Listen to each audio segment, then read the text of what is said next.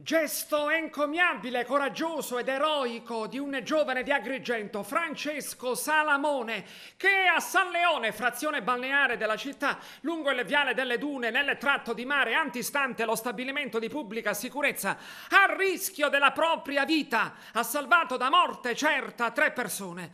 Lo stesso Francesco Salamone racconta: ho pensato che stavo per morire, mi trovavo in spiaggia alla pubblica sicurezza, quando un signore anziano, per giunta infartuato un mese fa, è stato tirato a largo dalla corrente. Il bagnino e l'aiutante si sono subito buttati in acqua per trarlo in salvo, ma la situazione è diventata ancora più grave perché nessuno dei 3 riusciva più a rientrare a riva.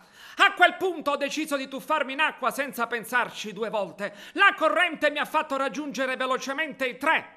Ma quando ho afferrato la corda e ho iniziato a nuotare verso la riva, ho capito la vera forza di quella corrente. Era quasi impossibile tornare anche da soli. Sembrava che qualcuno ti tenesse per la schiena. Ogni bracciata era utile solo a perdere fiato. A quel punto ho realizzato che stavo per andarmene, insieme a loro, che erano già più stanchi di me.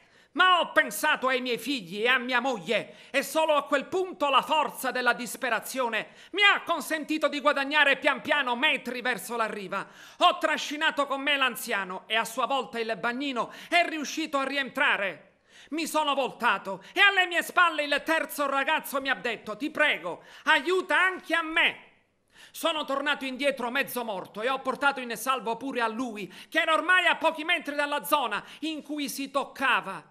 Al ritorno in spiaggia mi hanno accolto in molti ringraziandomi e il terzo ragazzo e la famiglia dell'anziano mi hanno detto che gli ho salvato la vita.